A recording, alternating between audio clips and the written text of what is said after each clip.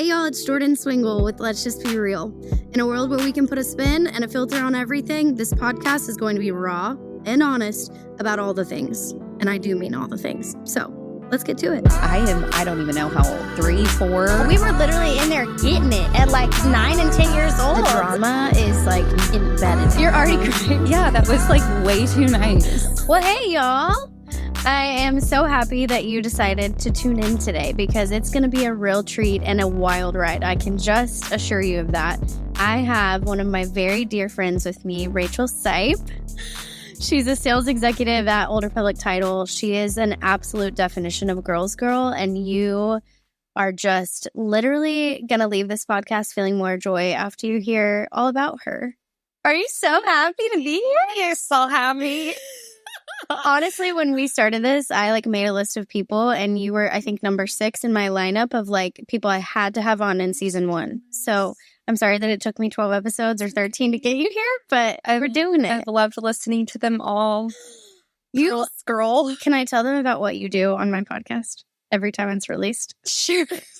So Rachel group texts whoever the podcast is with me, and literally live reacts to every single episode. I can't help it. I don't know what it is. I love it. It's just exhilarating. It's like your own little reality TV show, and you get to talk to the person that's on it. But I've known a lot of the people that that's true. So I think that made it even better. Yeah. Because I learned some things about them too, and it was just funny. And you're just comical. Juicy. I am? Yeah. I have no greater aspiration in the world than to be funny. That's your favorite compliment. Really, favorite want to be funny so bad. I really think about that. I think the older that I get, I'm I want to make people laugh. Truly. But you do.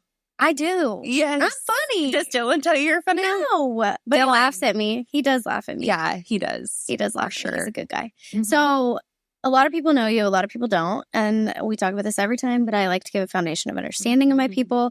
I want to give a little backstory before you get into your backstory. Okay. I don't like a little nervy emo. I know. But first of all, I just think you're absolutely one of the most genuine humans that I've ever met. I honestly can say that you are very just yourself. You 100% of the time, you're Rachel.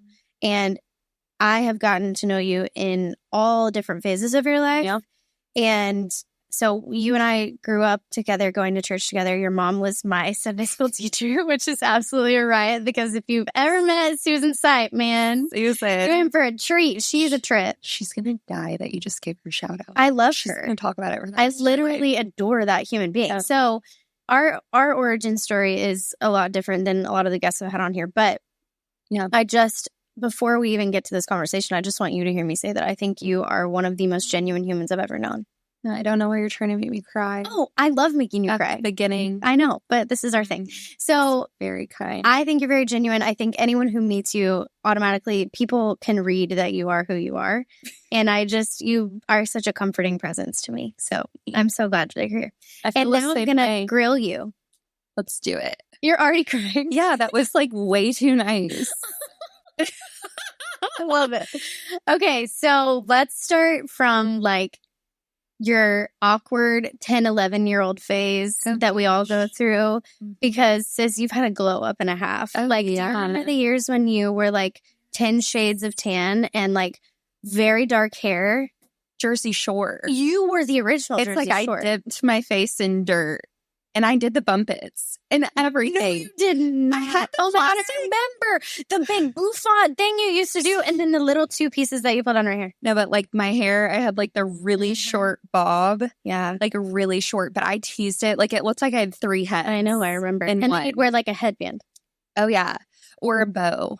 Bows were my thing. I looked absolutely chaotic. I love it, though. Yeah, me too. I looking back because now I feel teenagers don't look no, like they that. all look hot. And I'm that's not fair. You should go through the ritual of looking ugly. Truly. Or trying too hard and looking like a fool we did. 1,000,000%. Oh my God. And I had braces in high school, which I love thinking about how just confident I was. You were. And no matter what. Literally. I know. But I feel even... Where does that confidence come from? Susan. Your mom. I swear. That's why in just some of the questions and thinking through things, and I even texted her last night and said, what was my childhood like? Because I don't know. I'm kidding. I knew it. I wanted to hear kind of like her perspective because I've heard some of it before. Yeah. But just thinking through, and I even told her this, and I told her it not too long ago, that I feel like a lot of my really good characteristics like came from her. I would agree. Like that's who I saw it from. But I feel like she was always she was herself. Mm-hmm. She was confident. She didn't care. Unapologetic. Unapologetically. And she doesn't even even my whole life, she didn't really care about doing her hair. Like, she didn't care about wearing a lot of makeup. She just wasn't materialistic at all. And so I feel like some of the, I didn't have some of the things that other people had simply because, we didn't care. And I thought and nothing not that of you it. could afford it. It's just she was like, I'm not going to waste my money on those things. Yeah. I'm not here to please people. And it just wasn't our thing. And I didn't know any different, really. I was like, oh, okay. That's fine. But I think that's probably where the true confidence comes from is you were content with everything that was around you and you're content to just be you. Yeah. And whether you drove the nicest car or had the nicest house, it didn't matter. Sure. Right? Yeah. So talk to me about your upbringing. Obviously Susan is such a pivotal character in that story. She's such a big, bold figure in your life. And, I think we draw a lot from our moms, both positive and negative. Yeah. And what do you think is something that you look back on your childhood and you're like, oh my gosh, I remember this specific moment. And it was something that just clicked in your brain about who you were or just a memory, your best memory from your childhood. Oh, Lord.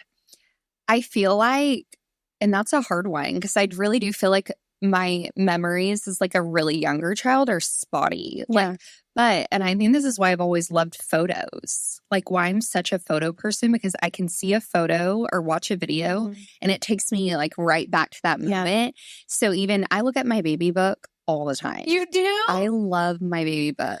Okay, I need to write on my kids' baby books. 1,000,000%. But that's just me. And I was so happy that they did that because I'll see pictures and then I'll kind of remember. I love that. But I feel and just from some memories and stuff that my mom told me, I love to sing, dance, dress up, girly girl, but also hated wearing clothes, wouldn't wear shoes.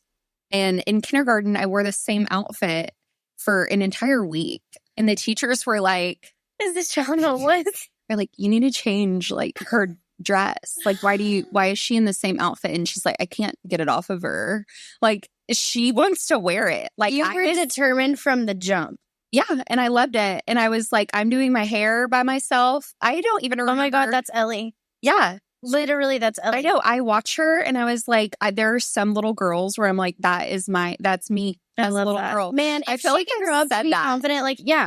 And not only that, is. You and I are very similar. And we are who we are. Yeah. And Ellie is very much like that. But also the nostalgia that you're talking about, she literally will start crying randomly and be like, I just remember when I was 4. And there was and I'm like, girl, she were from yesterday, literally yesterday. And she'll look back at yearbooks and be like, I just miss this person. The drama is embedded in her. So I need to write in her baby book so that she can be a 30-year-old woman and look back at it all the time. She is going to love it. I can tell just by her personality. And I think maybe that's a personality thing. Yeah. But even I know we obviously have the appreciation for photos and oh the my memories gosh, yes. and the beauty. Just, I don't know. There's something special about it. But I was always singing and dancing and naked and shoeless, stepping on bees, running around. And I would sing. I was obsessed with the Titanic. My heart will go on. There's a VHS of me naked in the living room with huge headphones on. This is the memory that stood out to me because my mom loves it. And I feel like that's one of the memories. She loves Celine Dion. Oh, so do I. Oh my God. My mom was Celine Dion through and through. Celine Dion Christmas was every year. Even to this day when we decorate the Christmas tree, I have to have Celine Dion. Dion Christmas. Oh yeah. She's amazing. And me and mom saw Celine in Vegas together. And I whenever. Oh my God, I need to take my mom to do that. She would lose it. I don't know if she's singing anymore. I know. Yeah. Anyway, I'm young. Like I don't even know how old, 3, 4. And so I'm pretty sure and I'm going to dig up this video, laying on the living room floor, same house that they live in, with these big headphones on, naked, like singing My Heart Will Go on repeat. Just the drama. The trauma. And the emotion of that song. Yeah. You have no business talking about at that age. It's like, Mom, did I watch the Titanic at this age? I don't remember. You know, me and my mom were just talking about this today because I was talking about how this song came on. You probably saw it on my Instagram. Where it's like, when you working with the Nana, that song, right? And I'm like, right. And did you ever go to BSN, Bedford Saturday Night? No. Or like X Club X or something? It was for that. It's like the gym next to the gym off of. And no, I know they would people turn the lights out, and all of us would just like dirty dance bump and grind, bro. And I'm like, Mom, and she's like, we didn't know what was going on, and they would just drop us off and be like, y'all have fun, and I'm like, we were literally in there getting it at like 9 and 10 years old. I remember. I really don't think I ever went, but I remember because I think I had friends that did. Yeah, Susan for like, heck no. Yeah, we go to that gym next door, and I'm pretty sure it was next door. Gym. It was next to Charles Gym. Yes. Oh my God. So, yeah, no. I was also like oddly responsible, and like that was too much for me. Yeah, my whole life. I was like, I'm not doing that. That's honestly a memory that I have of you being younger and like at church camp. You always like, no, you always had everything you needed in your backpack. You were always on time. You always had your clothes. I was like rolling out the bed, throwing my hair in a ponytail, like running through. And you're like, we've been here for an hour. I like, swear. Always responsible. My entire life. Like, it blows my mind when sometimes people say things about their kids like, oh, I had to wake my kid up for school or never. What? And I was like, oh no. I would have had an anxiety attack if I didn't wake up like on when I needed to. I remember too, this is coming up now, I would sleep in earrings. I would sleep in my like trainer bra. Literally, my mom was like, take your bra off. And I was like, no, like I gotta sleep in it. Doesn't that stunt the growth of your boobs? I don't know, but I am a psychopath because now I get home and I'm like, get it off as quick as I can. I will like not wear them. I refuse. Yeah, I hate it so much. Mm-hmm. So, okay. So you've always been responsible. You've always been headstrong and your own self. Yeah. Now talk to me about, you went to college at Texas Tech? State. Texas State. Okay. Eat 'em up. Eat 'em. I don't know what that means, but it sounds Bobcats. Prerogative. Eat 'em up. Okay. But so you go to college, you graduate college. Tell me about your like early years in your career. Yeah. Like ORT, like real estate career. So you got to college. Where did you go after college? Yeah. So I was really involved in my sorority in college. So not surprising. Yeah. Which I loved. Really? Oh yeah. I was like passionate because I feel like it was so good for people who like really invested, like did good things with it. Okay. Because I hate when people say we're like, definitely a stigma of 1,000,000%. like blonde white girls in a sorority just being, totally trashy. Yeah. And like I might have had my moments, but for the most part, not really. I was like serious about it. And it was really guarantee awesome. you, were you the president at some point? The vice president. Of course. And I led the Bible study. I love that. Oh, yeah. But that's like how I did a lot of different things. Yeah. That's how you make a positive impact. For sure. And especially in an environment that can be headed in a direction. Yeah. You can make a stance. Jenna Schutze, one of our best friends, she was the president of our sorority. Yep. And our sorority was a Christian sorority and it was at UNT. So like take the scale and like different. Get it way down. Yeah. But I appreciate that there are people that take that responsibility seriously. Because it actually kind of was a lot. But I feel like that like prepped me for real life and I agree. Real world jobs. Because I was already like stressing out planning huge events, like it was for free. You were paying them to be a part of that. I was paying them to do that to myself. No, it was fantastic. Some of my best friends I met there. Thank you. Did you see? I was like, and I'm trying not to tap the glass straw. You're fine. Sorry, Dylan. It's okay. No, it's some of my best friends. Yeah, I was super, super involved. So my dream job was to become an educational leadership consultant with my sorority. It's called an ELC. So they would come and visit your chapters. So we had ELCs like come to our chapter and they would stay with us for like a week. They were like a live-in nanny. Like And they would like make you guys act right and do the things. Yeah, so it's like kind of, it's just a consultant, and like you come in, and of course, like you want to make sure things are like going smooth. You meet with like people, you know, in the school, not the president, but like the sorority fraternal affairs type people, and just have meetings with the officers, whatever. So I was like, that's my dream job, 1,000,000%. And like I was so passionate about sororities, and you got to travel. And so I was like, I am so down. Yeah. Like very first so job. good at that. Yeah. And I also thought about it as like ministry. Yeah. Because I did a big mission trip the year I graduated, or the summer I graduated, to Greece. So I was there for the entire summer doing mission work, like going. That's amazing. Yeah. How did I not know that? Yeah. It's kind of like an old fun fact. But, and obviously I wasn't like on social media the whole time. Yeah. It's fairly, Yeah. I ate gelato and euros the whole time. Did not have a single glass of wine in Greece. I know. I still think about that. Yeah, I'm going back for Even a Christians month. can have a glass of wine. Mm-mm. Yeah. Not this trip. So you go on this trip. I went to Greece, but I just had like a whole ministry mindset for the ELC job. So I was like, I get to be involved in so many like college women's life, which I loved. And that's why I feel like I did that a lot in the sorority too, just like mentoring younger ones and kind of helping them find their purpose. Yeah, or purpose. So yeah, I was in ELC, traveled for a year, and I started a Delta Zeta chapter in Kentucky. So I lived in a really small town. I say lived. I lived in the Holiday Inn Express in Murray, Kentucky, like for half of the time. Love it or hate it? No, I like loved, and I didn't hate it. I wouldn't say hate it. And like shout out to my DZ girls. Like I did, but I was lonely. Like because I went from college. Yeah. And all of my friends. And like, then moved to Kentucky. Yeah. And I was by myself, like my off time, I was kind of by myself, you know, or working, which even just with the college kids, like I couldn't do everything with them. And it was like, there was a huge separation, you know. So, they view you as like an authority figure. I was. Yeah. I wouldn't want it to be, you know, any different. So it was just lonely, I think, and not having like a ton of time off or like seeing my family or like a lot of my friends that year. That's right. I traveled a bunch. And then once I got home, which that's a whole other funny story. I mean, you could talk forever, so won't go down that path. But once I got home, I didn't really know what I wanted to do because my degree was in advertising.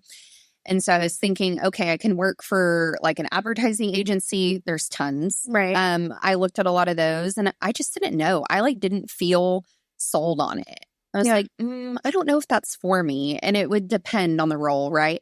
But so many people were like, you would be amazing at real estate. Like it was one of those moments, and probably the same for you, and other times where it was like back to back, and maybe just because it was in the forefront of my mind, they're like, you can get at real estate. Oh, you should try real estate. And then a specific lady, I knew her from church growing up, and I just reached out to her and was like, can I like shadow you for a day or two? Can I just see what this life is about? See what it's about. And so I followed her around for the day, and I loved it. And I was like, I love people.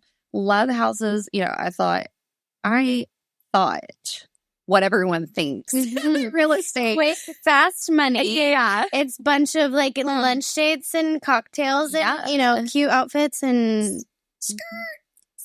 Dreams hard work. Yeah. Come reality. And it's a lot of work. It's a lot of work. And I was like just trying to find my path too. Like young 20s. Yeah. I got my license when I'm pretty sure. Yeah, I was 22. I had to have been 22. I always forget to like solidify the math, you know. What I would give to have gotten my license at 22, truly. But also like talk about in that, because I do think there is such a common misconception of like you get into real estate and you're immediately successful. Oh, yeah. And for some people, that's true. Sure. And so for some people, it is a laborious work that takes years to build a career. So you initially get into real estate. Yeah. How long did you have your license? Like 3 months. And you were like, no. Tell me why that didn't last longer. Yeah. So what it was, and I started at Keller Williams. And I feel like a lot of people who know. Yeah. But I was at a sales meeting, and long story short, the leader, like the team lead, they call it at KW, like chased me down after the meeting and was like, they were looking for someone to be on staff for this. It's technically director of innovation and technology. That sounds fancy. Is it like social media marketing? Yep. Social media marketing, whatever. So chased me down and was like, you're the person for this. Like, hands down, and they look for the right person and then like kind of fill the role. Yeah. But I was like, oh my gosh, like that's kind of cool. Yeah. Like that's a crazy cool opportunity. And you had a background in advertising. Exactly. You loved real estate. Exactly. Yeah. And I was doing all the social media stuff before people were doing all of the social media stuff. Yeah. I right. remember. And like I was teaching some of the people at the office things and they were like, what the heck is that? Like boomerangs, like, do you remember that? Yeah. It was just an app. Like we were using the literal app. Now it's on Instagram. Yeah, it's on Instagram. But so I thought about it for a while and I could keep my license, but no, I was like, that's an amazing opportunity. It's a really successful office, lots of people, good people, really, really good people. So I took it. I was like, yep, I'm saying yes. And I was like, let's just see where it goes, where I feel like I'm that kind of person too, which has helped me a lot. Yes. Like, I'm like, don't even, if it feels right and I feel like I have those feelings, take discernment. I do think you have the gift of discernment. I do, for sure. I think that is something I have, maybe lacking a little bit in my career. I do think I have it, but I was like, yep, just say yes. And so I was on staff and then I met just tons of people. And then I met my really good friend now, Gina. Yeah. Yeah. And we just we hit it off, like completely hit it off. Yeah. It was so weird. It was like looking in a mirror.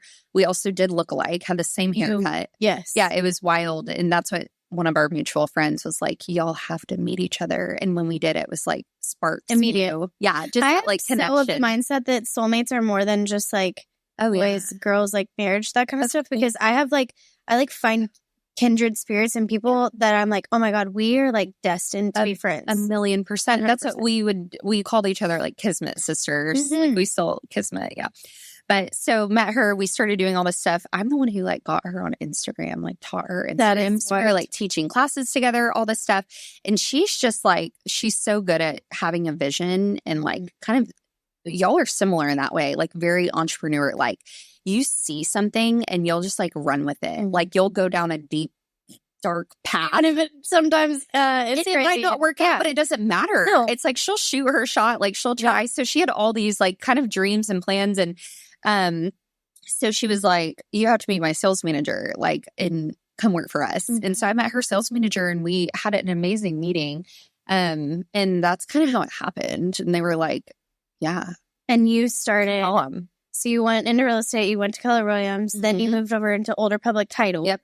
And that was in 2019. So I've been with them since then, like since May of 2019. So you start out at Older Public Title and you were not immediately the top in the company. Oh no. My role was sales strategist. So I was helping the sales team. They made up this role for me. It was really neat. It's amazing. Really, really neat. So I was helping the sales team and it's incredible to see how far we've come to. And I talked to my sales manager about that. Even in the years since I started real estate. So I got my license in 2021. You and I met. Yeah. Like again, we were friends, but then, like disconnected. Yeah, disconnected. And then we reconnected and I'm so thankful for that. But I think even since then, the things that you guys have implemented have been so amazing. And you have grown in your role. Oh, yeah. So you start out as a sales strategist. Yep. And you're a young woman in business. You're beautiful. You have everything going for you, right? What was the hardest thing about being young in real estate and being in a position where like relationships are really, really, you have to have good relationships. Yeah. So what was something that you found challenging in that way? That's a really good question. The only reason I speak to this is because I think there's a lot of women who feel like they're starting from the bottom, right? And how are they going to really ever make it to a point of power or a position where it's meaningful and it's impacting stuff? Yeah. And I think you really have risen in the ranks. Yeah. I want to speak to that because I think that, first of all, you're never too old to start. Never. Ever. I'm proof of that. Yeah. And second of all, as a woman, we are naturally sometimes at a disadvantage as in certain in certain rooms. So did you ever feel that? That's what I was even trying to think. And I was like, I feel like I didn't. That's incredible. It is. And I also felt like and we've talked about this before, just my maturity level and kind of like my old soulness in a way. I feel like and I got some resistance maybe for being younger, but not really. Like, it was amazing. But I do feel like people in this industry are pretty accepting of younger, like, generations coming in, new blood. And we know, like, there's just there's a difference. And, like, they appreciate and accept the help and the new ideas and, like, the fire, like, the young spirit, I guess. You bring that 100%. Yeah. So I really feel like, I mean, there were definitely, I think, some struggles that was more internally, you know, and, like, more me. Okay, we'll talk about that. Talk about your identity. Well, the anxiety of it too. Like, just the real estate industry is hard. And that's why I was like, what am I doing? What am I getting into? This is difficult. Well, and initially when you get your license and no idea what to do. Well, and you're not making money. Yeah. Like, newsflash. Yep. It takes 30 days to get paid on a contract. Yeah. Like, you could work months literally without being paid. Yeah. And so. And it maybe not even, like, come to fruition. Like, how many times I've shown people houses and then they don't write a contract and they don't buy a house and they stay where they're at? And I don't get paid, you know? Yeah. And so I think that really what I want you to talk about, because I think you have specific insight to this, is the way to enter into a situation or an industry. Yeah. And pivot. Sure. And make something happen for yourself. Yeah. Well, and I thought about that. And I think something that it's also just a me thing. Like, I feel like I've always had that, like, drive in the hard work and, like, the work ethic. It was there for me. And I feel like I was going to say yes. I was going to help as much as I can. I was going to do things that maybe other people wouldn't do. And I wouldn't expect anything out of it. Like, I'm going to work harder, or I'm going to do XYZ, even if I'm not paid to do it. Right. Or if it's not expected of me, or, you know, and I always had that confidence too. Like, I was like, okay, this is cool. Yeah. I got this. Yeah. Like, I got this. But that doesn't go unnoticed. Yeah. Like, people in, you know, leadership look for people who are a self-starter, and they look for people who, for sure, I give you a task and you do infinitely better than I anticipated. Yeah. And I think that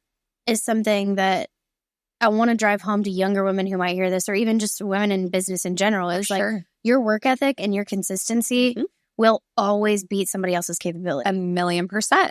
And you're proof There's of that. so many quotes like that too. Yeah, but I literally am so passionate about that, because I think that people are like, oh, well, I don't have this, I don't have that. Okay, well, can you get up your butt and work?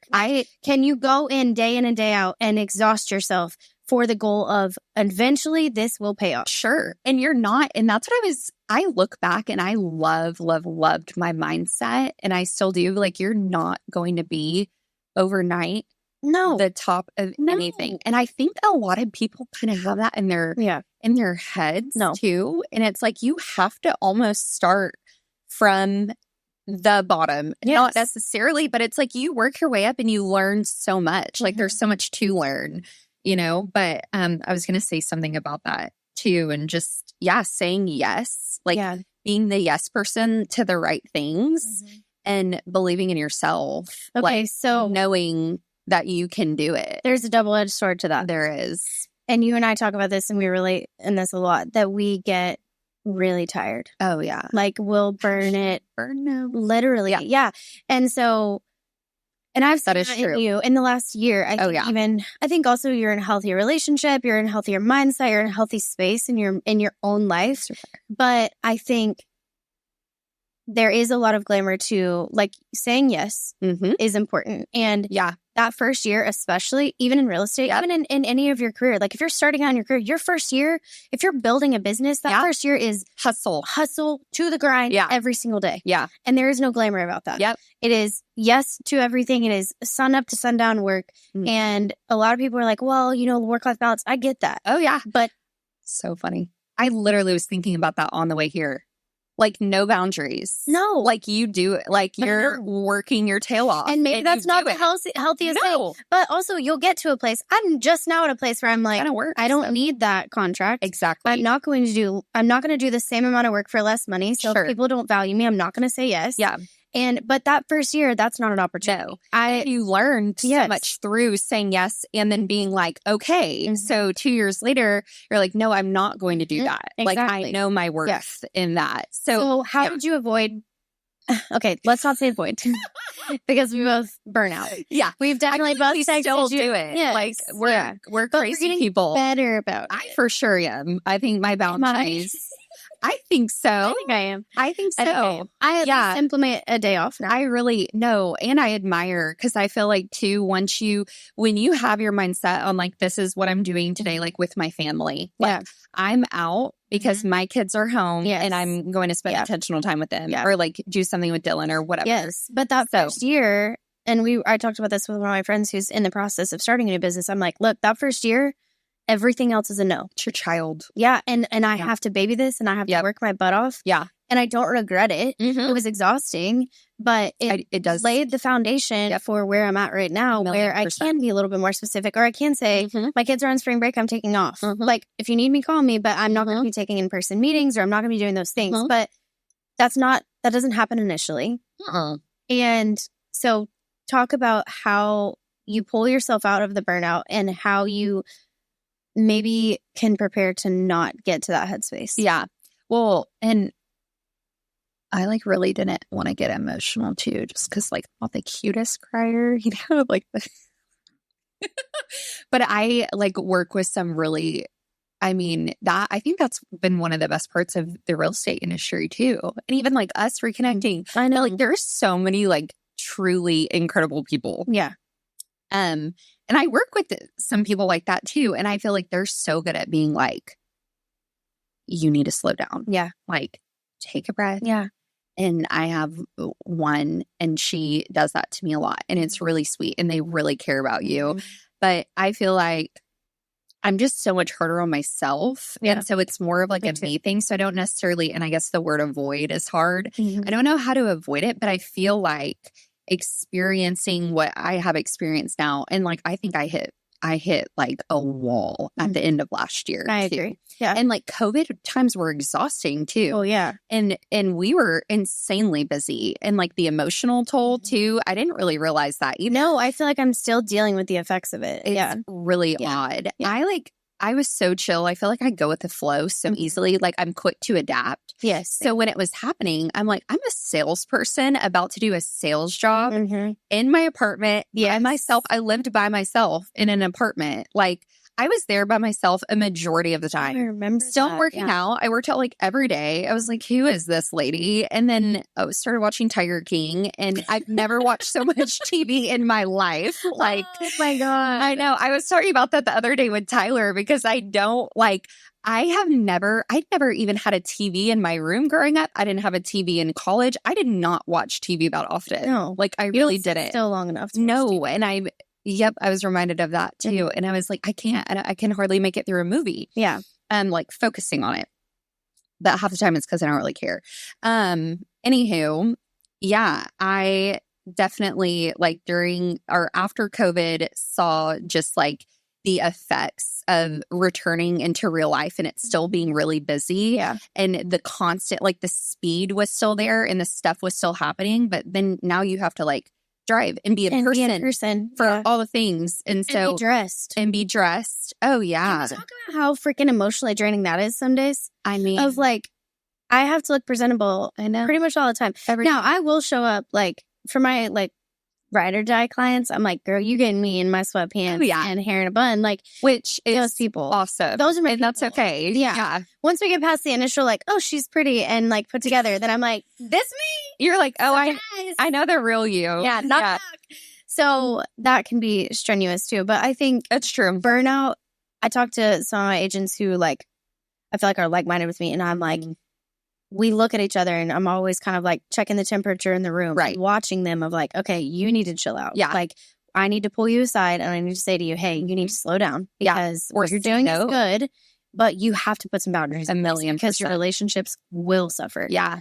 And that is a trade-off of like a lot of people that are top producers or they're really, really successful in their careers, their relationships struggle. Mm-hmm. And that was something that I made a commitment to myself that really after that first year and I figured out like, what is this actually going to take from me to be successful?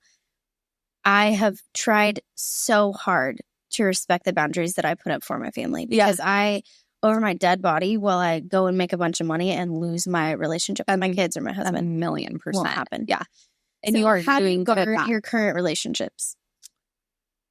So, and I feel like relationships are my thing. Like, I feel like that's a majority of, like, that is your job. That's my job. So and like your job title is sales executive. Yeah. But your job is to build relationships with realtors and get them to utilize ORT as their title company. Yeah, sure. Right. And it's like, it's not even that, just like almost brand awareness in a sense, but really just like being the kind of face. Girl, you are the face. Don't even get it twisted. Anybody that thinks about Old Republic title, your face pops into their head. Very sweet. Yeah. But no, that's like relationships. That's my jam. And I love it. And I truly like love people. Mm-hmm. And I will say, I don't know exactly how to answer just like managing relationships. I feel like relationships have been hard. Like I've had a lot of change in a lot of different ways, but like the boundaries with those relationships too. Like I don't think I had many boundaries in your previous relationship. My previous life, like with anything or anyone, like work or relationships and even family and stuff like that. But I feel like I've been really, really good about finding the right relationships too. And like, and knowing when not to pour into some relationships. And that's really hard too. But I feel like I'm decent at, and people say like, you work all the time, or I don't know how you do it and stuff like that. And I'm like, yes, I work hard. Yes, I'll answer you maybe at a different time or wake up earlier and I'm still doing stuff, whatever. But like I have time and I feel like I'm good about managing that with people that I want to. Yeah. And even like, I feel like my friend circle has almost gotten smaller. I have tons of friends. Like I see friends every day. Yeah. But the people that are you're calling to pour into you. Yeah.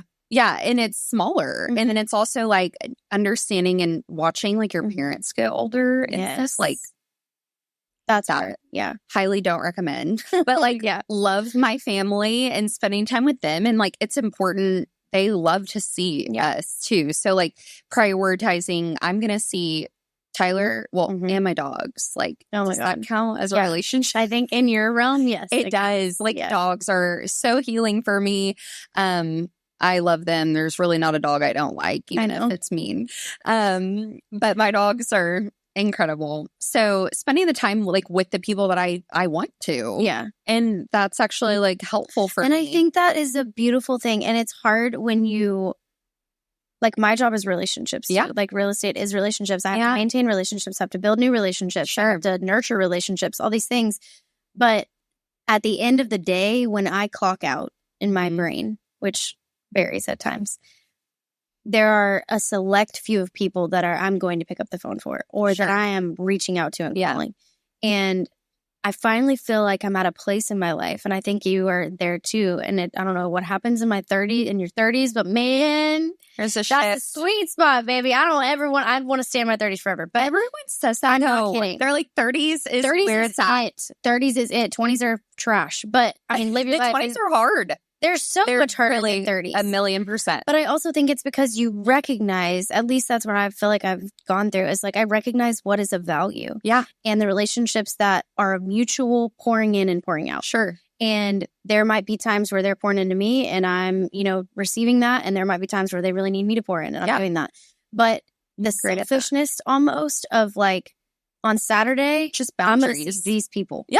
And I'm not going to see nobody else. And I'm okay with that. Yeah. And that's just like a different place. But it's hard sometimes. And I think in our industry too, it's hard to turn it off and to not be on for everyone all the time. Oh, yeah. I actually have gotten better at that. And I'm proud of it. And I do feel like sometimes, and even like, and people know me, and someone actually said this, my brain, a million different thoughts at the same time. But someone told me this the other day. And I was like, that's a really interesting observation, but you're right about that. But I'm like, I am naturally happy and like and bubbly, and I love people, and I want to talk to you and pour into you and whatever. But I also am not always like that. Like, and I feel like I've evened out in a sense of like, I don't feel that pressure or anxiety to have to be like that all the time.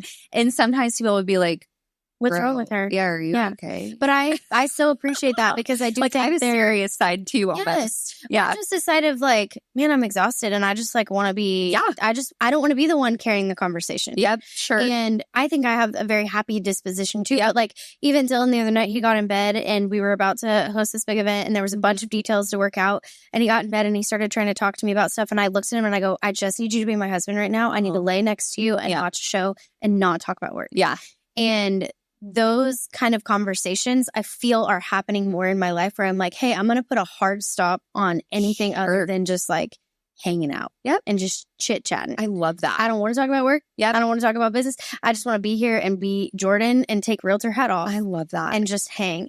But that is not something that I'm naturally good at. It's something that I think I have become better at in the last couple months. And seeing that too, I can see it, but knowing us and how we operate too, it's almost like your life and how you live your life almost is forcing you to do that too. Yes, I agree. And that's how I feel too. And I'm like, if I want this to look a certain way, like I feel like I put myself aside a lot for other people. Yeah.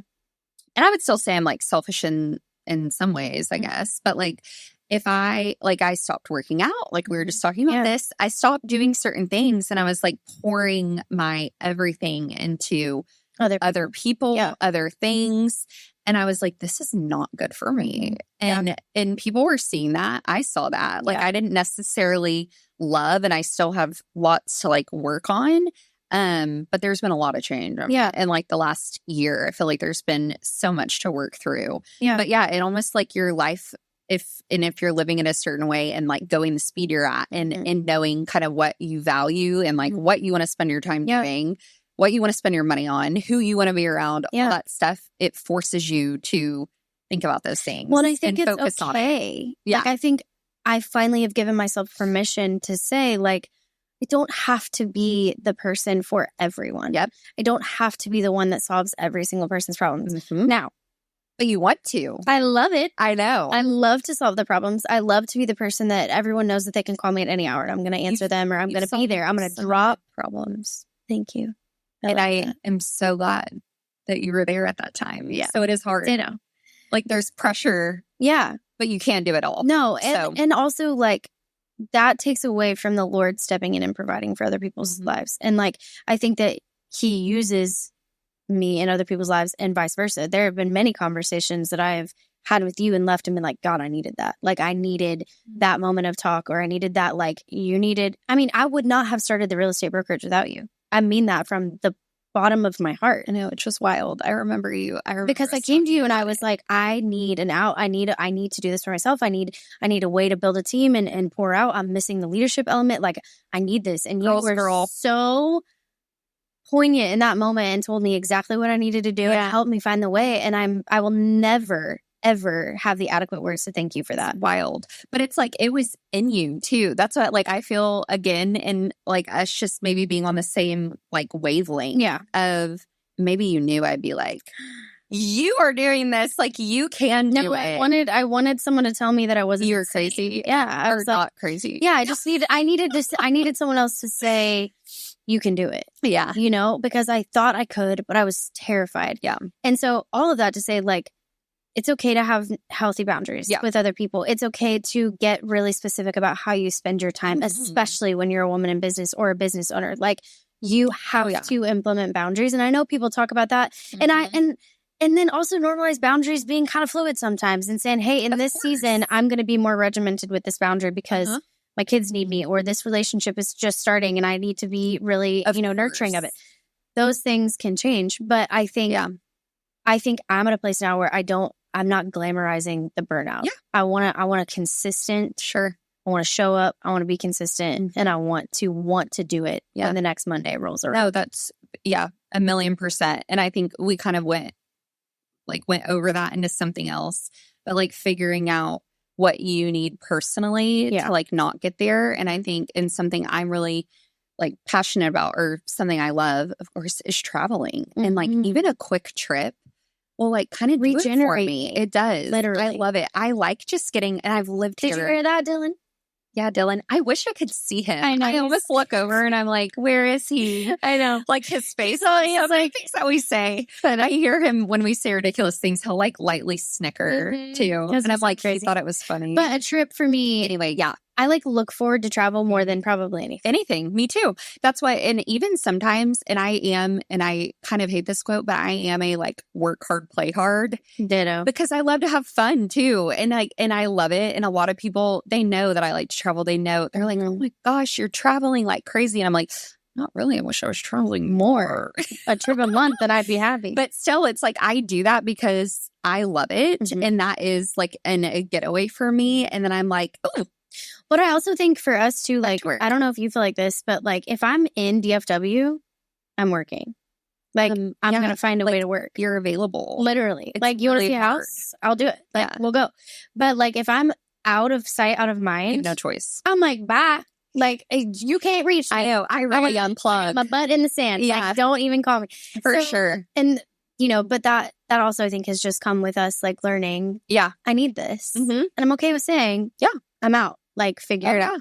And I'll shove everything into a week and like take a long like Thursday, you know? I love Thursday, Friday, that. Saturday. I love that.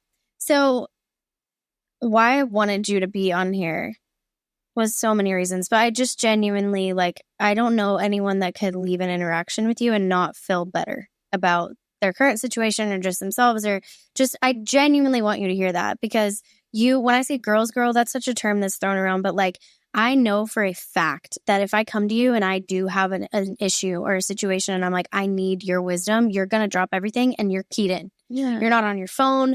You're not looking at other things. You are locked into where I am. Try. Yeah. And that's really important. And I think that other women can hear that and like set your phone down, have a genuine conversation. Like, find your person that you can call. And Rachel is that person for so many people.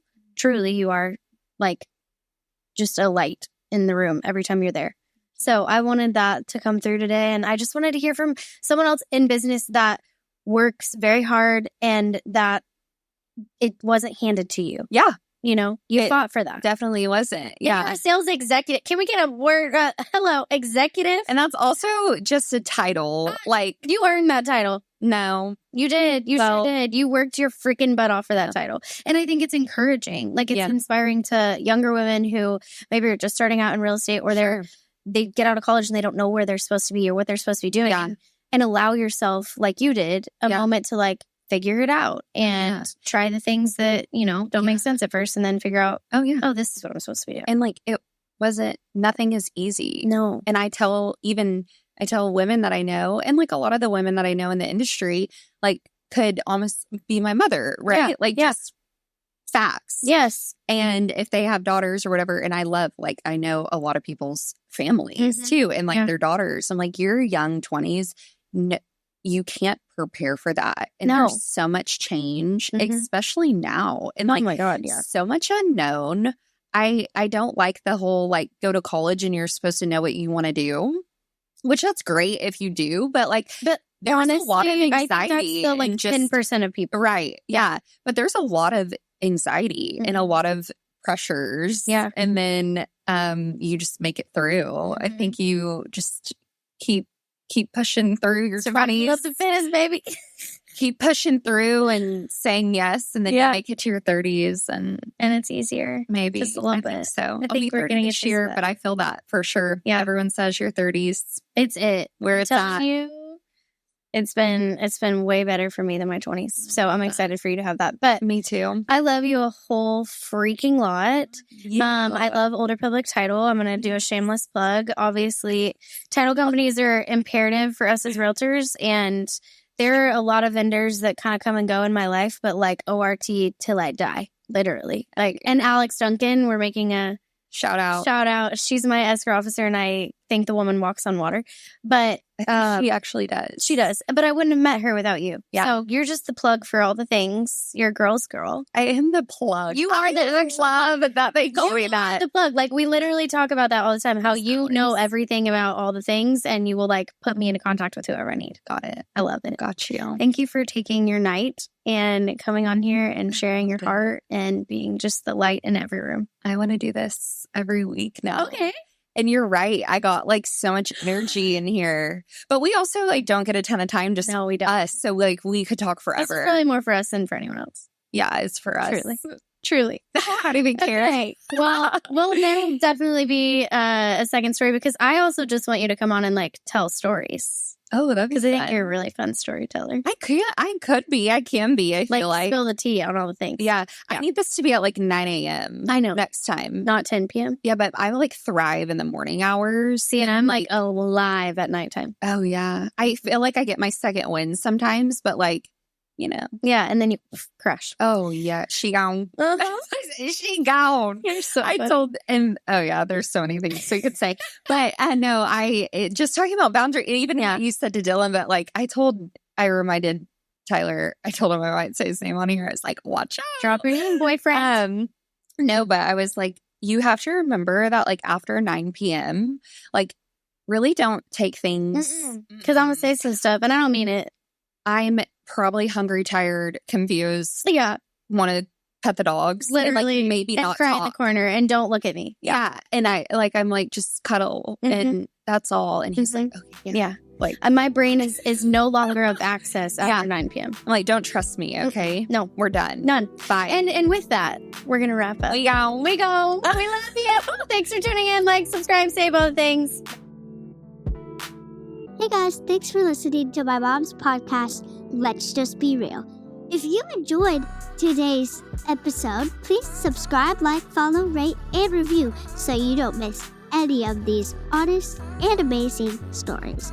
For all of the behind-the-scenes content, go follow my mom at Jordyn Swingle on Instagram. And as always, let's just be real.